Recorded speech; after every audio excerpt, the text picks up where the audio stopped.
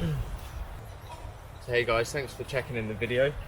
I've just been collecting some pine sap today from some areas of pine trees that have been damaged in some wind and forestry work. So I've got just a little bit in the bottom because I'm not making a great deal, but I wanted to come out and just enjoy January, really nice time of the year. I've got some Jalepeno and Red Leicester sausages on the pan at the moment, and I'm actually using the Yuko little fire pit. I'll put the link down in the description to it. It's really handy for woodlands like this where you don't want to start a fire on the duff, and I'm on a little day trip, so really good. The little stand doesn't fit quite perfectly in it, but for the moment it's working and cooking those sausages perfectly. The main reason I'm out today is to do the giveaway draw for my episode, obviously for the 4,000 subscribers. So I've got those with me and we'll do the draw very shortly. And just after I've eaten, when the coals are, all the flames have died down and the coals are kind of burning away, I'm going to put in the pine resin and I'm going to melt that down and introduce a small bit of charcoal to make a pine pitch glue. So I'll show you that.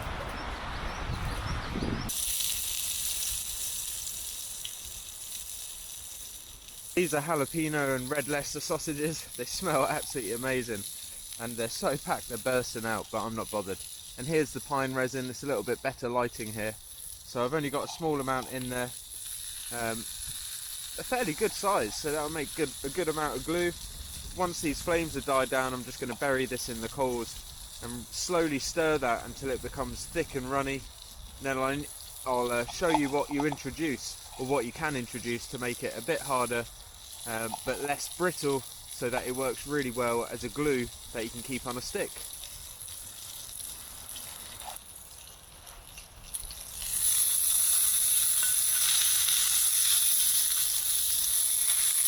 So those sausages are all done now.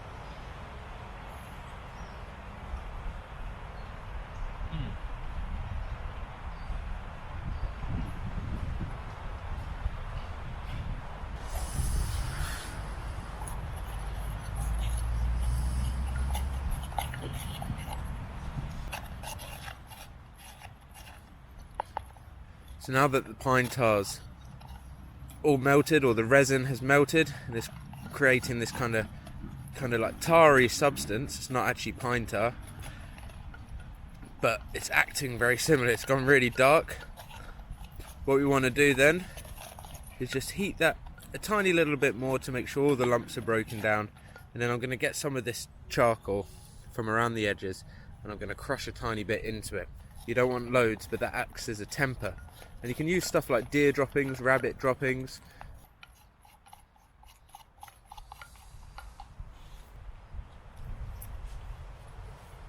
Good old sausage, this. I've really got into like spicy sausages. and these jalapeno ones are amazing. Such a lovely day out here today. It's really nice to get out. Yeah, it's good. I just wanted to do something a little bit basic. I've seen quite a lot of comments lately on YouTube channels about gear and stuff like that, and although it's frustrating, I'm not going to rant on about it. I had a little rant on my Instagram with a story, and that wasn't aimed at anyone in particular. It was just aimed at the general community, because there seems to be this big kind of conflict about gear and skills. At the end of the day, people are going to use gear, people are going to invest money in it, and I think it's yeah, there isn't snobbery where it might be perceived. So yeah, doing a little primitive skill, because it's just going to be something that's going to be really useful for upcoming projects. And yeah, just going to enjoy this. I've got a cinnamon swirl to dig in for dessert, so that's really awesome. And I'm enjoying using this Yuko little Grilliput. It's collapsible, really awesome. It's the Firebowl, and I actually got that idea from the Cheshire Wanderer. He used like a baking tray when he was in a pine woodland. I thought it was a really good idea, especially just for day trips. You know, if I was there camping overnight, I'm more than happy to start a fire, because I know I'll put it out properly. But on something like this, just really nice and simple, and I love it. So inside the Grilliput bowl, which is really awesome, and it's on a fireproof blanket there, I've got this Lyle's golden syrup tin that I've had for years. I do my char cloth in it and all sorts, and inside there you can see there's resin in the bottom, all this pine resin that's now gone liquid, started to turn really dark. Now there's a few little impurities in there, tiny little flecks of bark, which I'm not too worried about. It all adds to the natural feel of the stuff, but to give it a bit of strength, I want to add some charcoal. I don't need loads of charcoal. I'm going to try and get a bit that's not embering. So I've got these two little bits here, and I'm just going to crush those with my knife.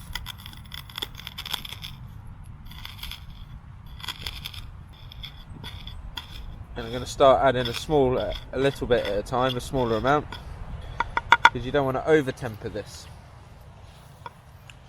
So I'm going to pull this off of the heat now, and we're going to start to mix that together, and then as it starts to get stickier and firmer, we're going to start wrapping it onto this stick, and that will act as glue on a stick that I can carry in my kit, use it for repairs, and use it for other primitive crafts, which there's going to be a few coming up, so keep your eyes peeled.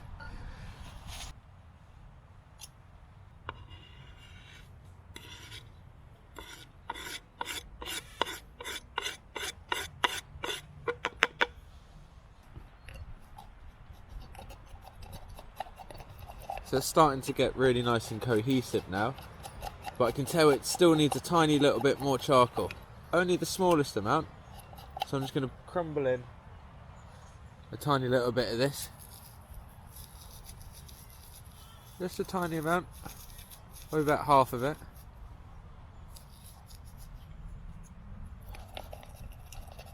Now you can see it really starting as it cools down. It's got kind of a thick paste, but it's not coarse. It's still nice and fluid. So I'm going to start wrapping this onto this stick in a second, just by twizzling it round. You can see there it's starting to come off, and this acts as a kind of thermoplastic, almost like an epoxy resin. Really cool stuff, guys. So if you're like me and you don't manage to get it in time, you can just put it back on the coals. You can see I haven't even got really a fire going. It's tiny little embers smoking away, but that's enough heat just to get that kind of maneuverable again. So if it's on one side, you can just lay that nearer the heat and get it moving again. I'm just trying to make a nice ball of the main mass of it on the end of my stick, like so. And then I can wet my fingers ever so slightly and start bringing that round, like so. So it kind of goes like that, guys, and it develops a skin. And keep working that in every time I add another layer like that.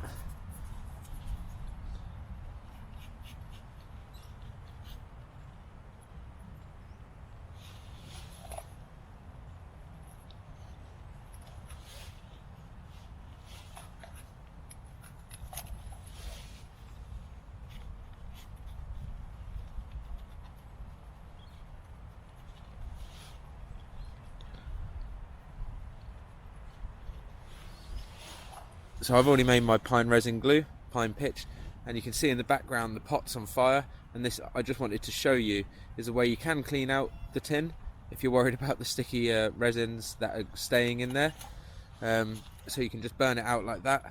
And it's also to show you why you don't want to get it so hot. So mine's all on a stick, and that's just cleaning out. I'll show you inside, and you can see all the resin that's running down and catching fire.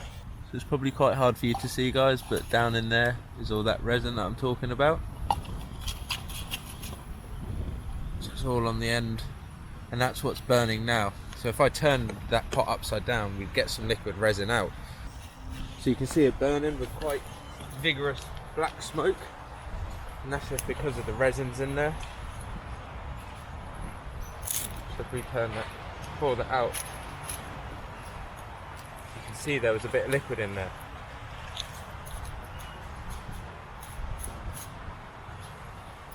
So there's the tin, guys, after giving it a burn out.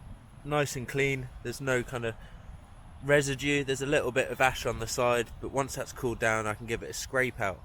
But that's one way to stop it being so sticky if you wanted to, again, to use this for char cloth, which I do.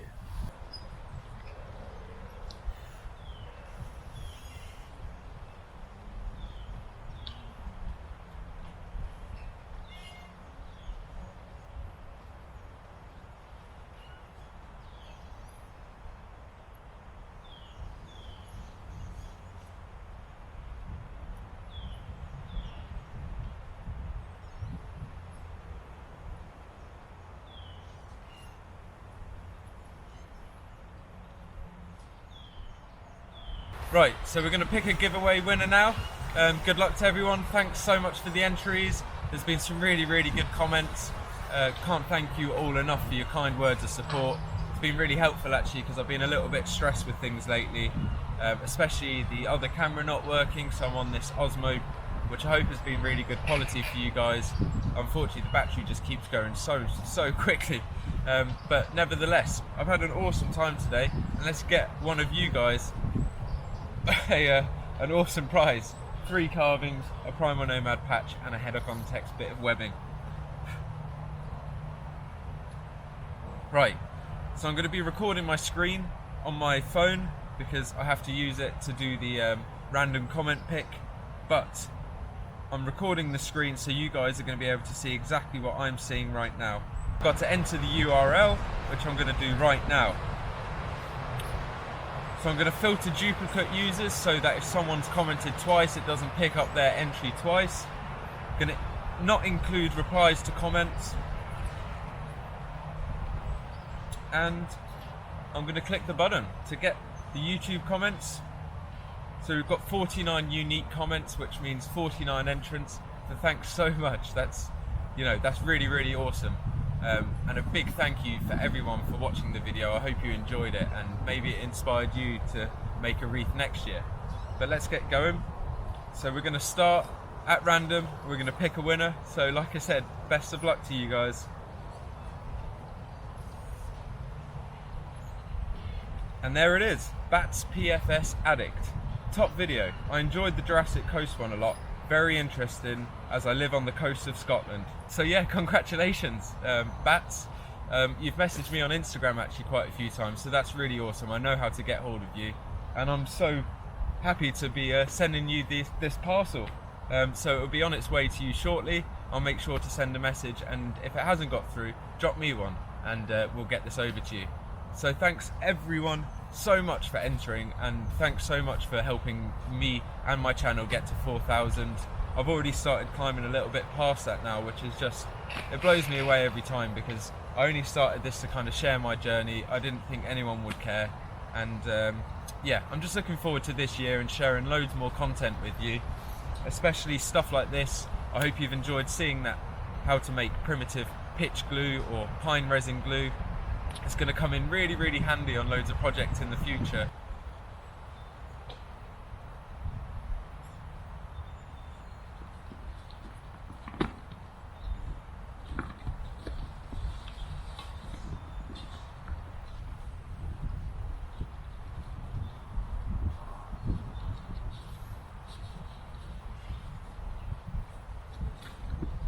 before I pack up and go, I'm just gonna sit and enjoy this demolished cinnamon swirl. I love a bit of pastry in the woods. Really tasty. So I hope you've enjoyed seeing that pine pitch, making the pine resin glue. It kind of acts like a thermoplastic, so right now it's completely solid. But if I want to use that as a glue, I just have to heat it up and then apply it to what I want. And it's not brittle because of the slight amount of charcoal. And like I said, you can use other things like rabbit droppings or deer droppings.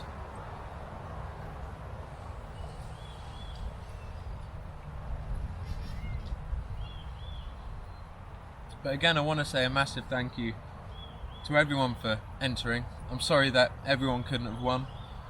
I will be doing other giveaways in the future, but really just looking forward to spending more time outdoors for 2022. Thank you for your messages about the Woodland podcast as well. Really been enjoying doing that. We've got some really special guests coming in the future, and yeah, I'm just going to relax, sit back and enjoy the rest of my time here in the woods and enjoy this cinnamon swirl. I'm at a camp with Tom for 2 days this week coming up, so that's going to be a really interesting video for you guys. And then after that I'll be releasing the Cotswold video, which I finally edited together, and then we'll be onto some Navarra stuff mixed in with bushcraft trips as well. So it won't just be pure and simple one or the other, but there's some really cool things coming for Primal Nomad.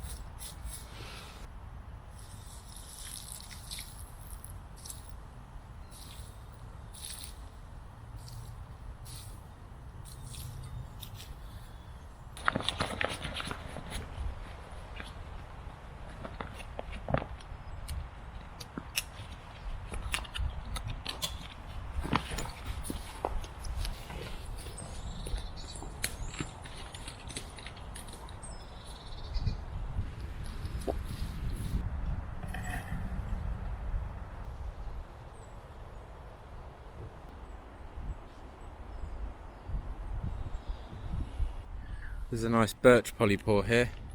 There's loads on this tree. I'm not going to take it, but really smooth. Great as a strop and for plasters, loads of other uses. You can even dry it and use it as a smouldering kind of tinder. Really common on these kind of birch trees. You can see there's loads more on here now